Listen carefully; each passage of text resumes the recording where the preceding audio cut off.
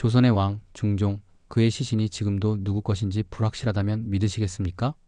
500년 전 조선의 왕이 숨을 거둔 순간 그의 무덤은 저주받은 듯 장마 때마다 물이 차오르고 시신마저 의문에 휩싸였습니다.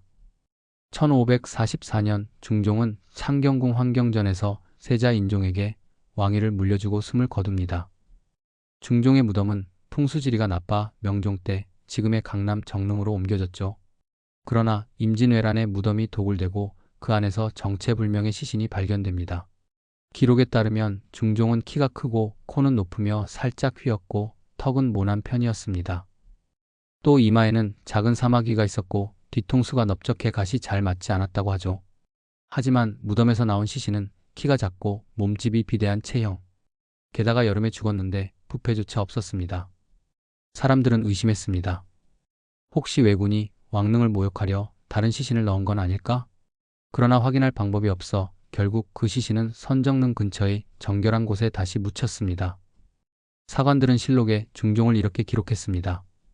인자하고 검소했으나 우유부단하여 형제를 죽이고 아내를 내치고 자식을 희생시켜 부자, 부부, 형제의 정을 모두 잃은 임금. 군신의 은의가 야박해졌으니 애석하다. 라며 사관들은 중종을 이렇게 평가했죠.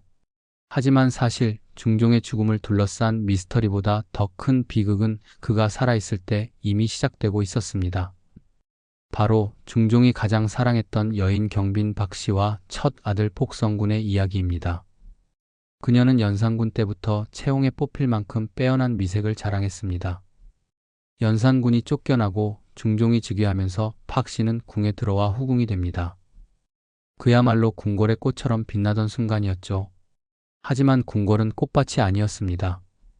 중전 장경왕후가 세상을 떠나자 새 왕비를 뽑아야 하는 시점, 박씨를 왕비로 삼아야 한다는 말까지 흘러나왔죠.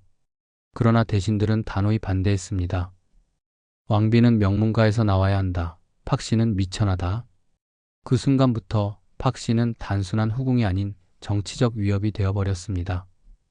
1527년 중종 22년 봄 아침 강령전 뜰 중종은 세수를 하러 나오다가 끔찍한 광경을 목격합니다. 온몸이 불에 지져지고 꼬리까지 잘린 끔찍한 쥐 사체였죠. 하지만 문제는 거기서 끝나지 않았습니다. 세자궁에서도 똑같은 쥐 사체가 발견된 겁니다.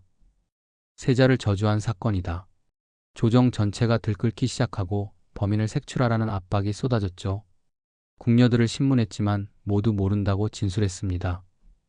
그런데 의심은 곧장 경빈 박씨에게 향했고 결정적으로 대비 정현왕후가 경빈이 의심스럽다는 언문을 내리자 분위기는 돌이킬 수 없게 되었죠.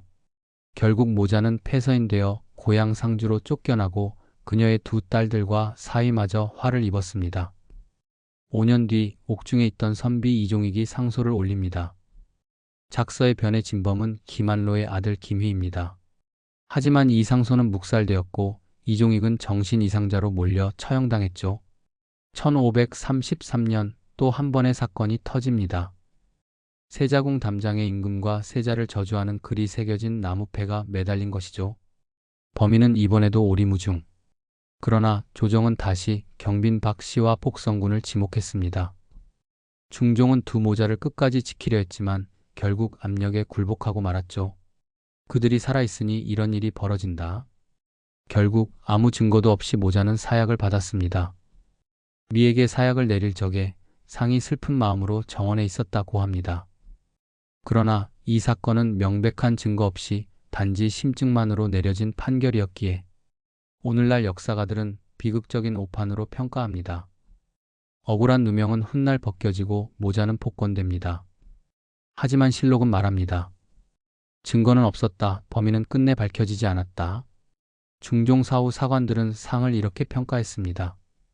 상은 인자하고 유순한 면은 있었으나 결단력이 부족해 일을 하려는 뜻은 있었지만 실제로 이룬 바는 없었다. 어진자와 간신을 가려 쓰지 못해 40년 재위 동안 안정된 시절은 드물고 끝내 태평한 시대를 이루지 못했으니 슬프다. 조선을 중흥시켰으나 끝내 비정한 왕으로 남은 그가 바로 중종이었습니다. 지금까지 고대 역사 수첩이었습니다.